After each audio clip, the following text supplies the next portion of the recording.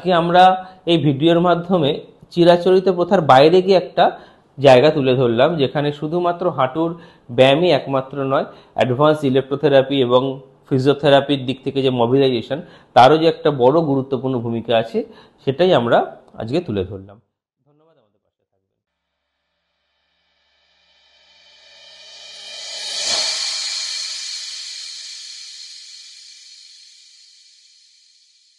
নমস্কার, আমি senior physiotherapist Aditya Kumar Pal. আজকে আমাদের আলোচনার বিষয়বস্তু হচ্ছে অস্টিও আর্থারাইটিস অফ নি জয়েন্ট, অর্থাৎ হাঁটুর বাত। খুবই কমন টপিক। তো আমরা ফিজিওথেরাপি এবং কাইরোপ্র্যাকটিকের চিকিৎসার দৃষ্টিভঙ্গি থেকে আমরা কিভাবে এই বাতকে আমরা ম্যানেজ করব, সেটা আমরা একবার জেনে নিই আজকে।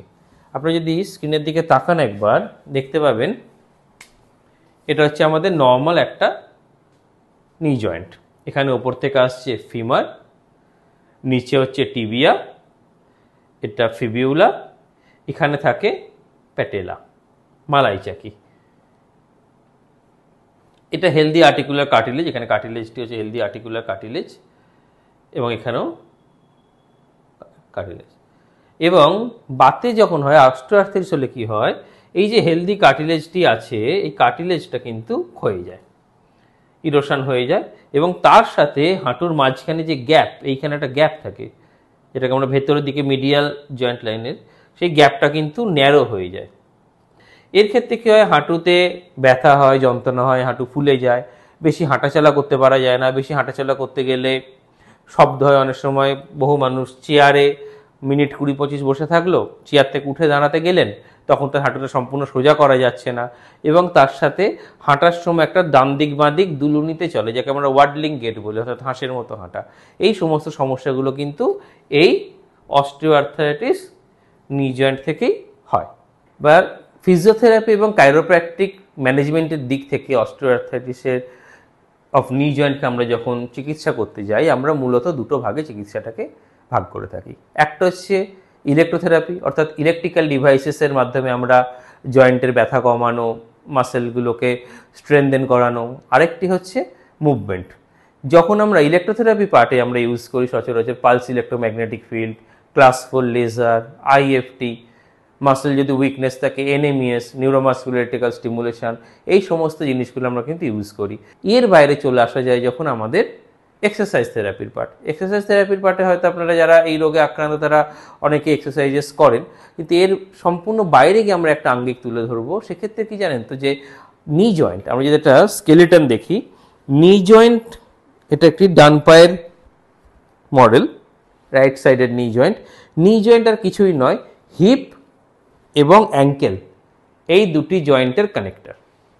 হিপ জয়েন্টের যে কোনো সমস্যা, এই হিপ জয়েন্টের যে কোনো সমস্যা নি জয়েন্টের ওপরে প্রভাব ফেলতে পারে, এবং অ্যাঙ্কেল জয়েন্টের যে কোনো সমস্যা নি জয়েন্টের উপরে প্রভাব ফেলতে পারে।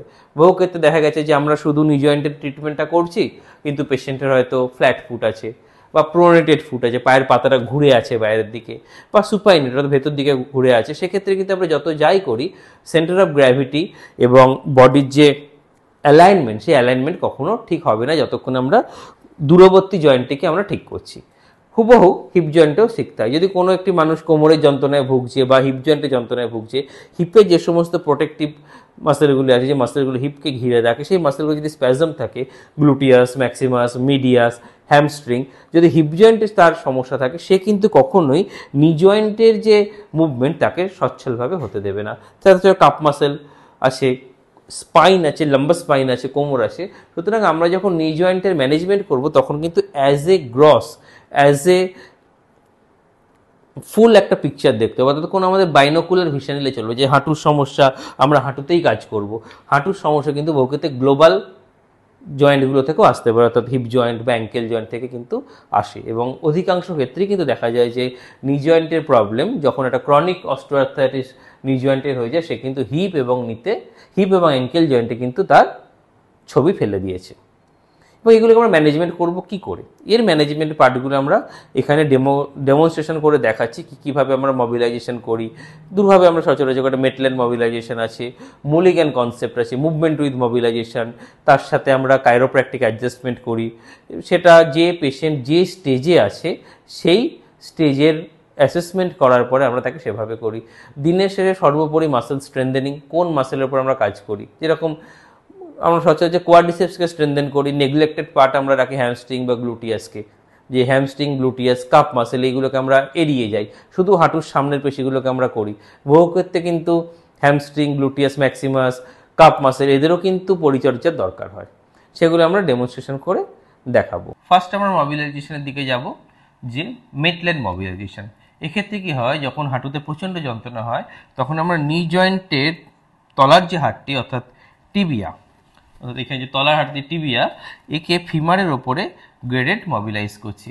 আমি একজন মডেলের ওপরে দেখাচ্ছি কি করে করা হয়।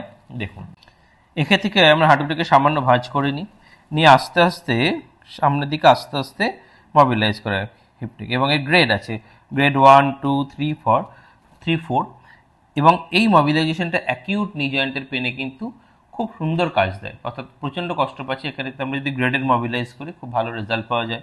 এবং অ্যান্টেরিয়র টু পোস্টেরিয়র, সামনে থেকে পেছন দিকেও মোবিলাইজ করা হয়, তবে সেটা অ্যাসেসমেন্ট করার পরেই কিন্তু করা উচিত।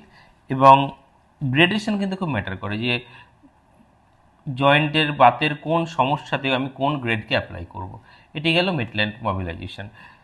এরপরে আছে আমাদের মুলিগান, এবং মুলিগান মোবিলাইজেশন আমরা কী করি, মুভমেন্ট উইথ মোবিলাইজেশন, অর্থাৎ পেশেন্ট মুভমেন্ট করে এবং তার সাথে আমরা পাকে মোবিলাইজ করি। ধরুন কোনো মানুষের হাঁটু ভাঁজ করতে সমস্যা হয়, তখন আমরা তাকে হাঁটুটা ভাঁজ করতেও বলি, কিন্তু তার সাথে আমরা আস্তে আস্তে আস্তে আস্তে একটা নির্দিষ্ট অ্যাঙ্গেলে নি জয়েন্টের মুভমেন্টটাকে করাই।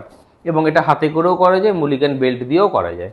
মুলিগান বেল্ট বা হাতে কোনটাতে করা হবে সেটা একজন থেরাপিস্ট নির্ধারণ করেন পেশেন্টের সমস্যার সাথে।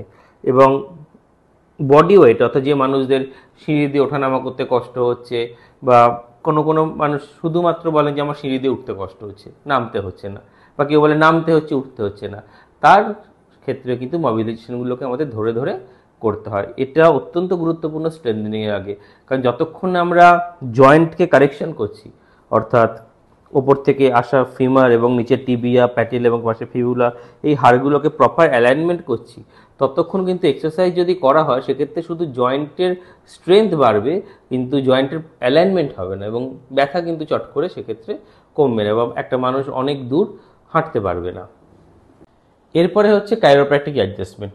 এক্ষেত্রে যে হাঁটুটিতে আমাদের সমস্যা আছে সেই হাঁটুটিকে আমরা লিম্ব লেংথ মেজারমেন্ট করি, এবং তার লিম্ব লেংথ মেজারমেন্ট করার পরে তার মধ্যে যে অ্যাসিমেট্রি পাওয়া যায় সেই অ্যাসিমেট্রি অনুযায়ী আমরা সেই হাঁটুটার মুভমেন্ট করাই, অথবা হয়তো ভেতর দিকে গিয়ে ডিস্ট্র্যাকশন বা এক্সটার্নালি ঘুরিয়ে ডিস্ট্র্যাকশন দেওয়া হয়। এবং সবসময় যে ডিস্ট্র্যাকশন বা ট্র্যাকশন দিলেই ব্যথা কমে সেটা নয়, নিউরোকাইনেটিক অ্যাসেসমেন্ট করে দেখা যায় যে জয়েন্টের আদৌ ট্র্যাকশনের দরকার আছে কিনা, নাকি অ্যাপ্রক্সিমেশনের দরকার আছে। অর্থাৎ পুরো মোবিলাইজেশনটাই কিন্তু অ্যাসেসমেন্টের ওপরে দাঁড়িয়ে আছে। তার হলে কি হয়, দ্রুত আমরা যখন অ্যালাইনমেন্টে ফেরত দিই, তখন আমরা যখন স্ট্রেংথেনিংগুলোকে পেশেন্টকে দিই, সে খুব দ্রুত রেজাল্ট লাভ করে।